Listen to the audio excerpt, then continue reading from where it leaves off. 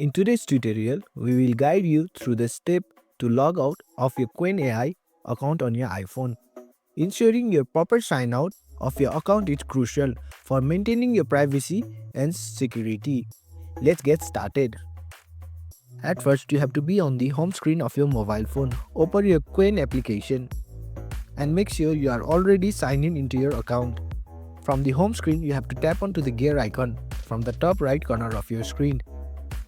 Once you are in your setting interface, you can see various options.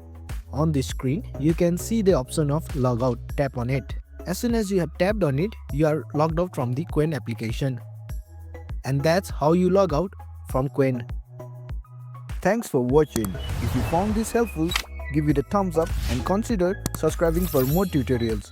Drop a comment if you have question or suggestion for future videos. And don't forget to check out our playlist. See you in the next one.